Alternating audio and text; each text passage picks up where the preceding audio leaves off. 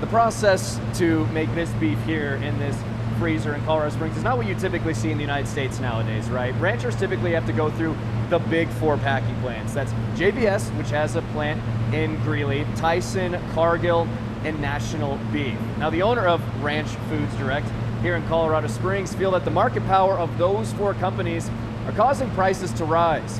He's not alone. This is the good stuff? This is the good stuff. I think consumers are really worried. Mike Calicrate owns Ranch Foods Direct. He owns his own cattle and packages his own beef. We've never had empty shelves, and hopefully that won't be the case. He says ranchers in a different situation than him are really hurting and prices are rising. Consumers really paying the bill right now for what we would call market concentration. Calicrate's frustration is with the big four packing plants. JBS specifically has paid hundreds of millions of dollars in price-fixing settlements with ranchers. In 2024, McDonald's sued the big four, JBS, Tyson, Cargill, and National Beef, for the same thing.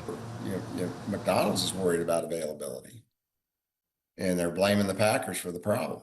And I think they're right in doing so. The U.S. Department of Agriculture reports U.S. cattle totals at an all-time low as ranchers strain. That's pushed the big packers to import more and more, opening up a trade deficit. President Trump announced earlier this month a 50% tariff on Brazil, one of the biggest U.S. suppliers. President Trump puts the tariffs on, which makes imported meat more expensive. And so you have that dual impact of market concentration, unfair market practices, combined with now tariffs that are going to just drive these prices even higher. Now, Calicrate actually says he wishes those tariffs went in place sooner to protect those ranchers that are now out of business. Now, the price of beef in the United States has gone up almost 12% in the last year. That's compared to the average product or service in the United States going up by just about 2.6%.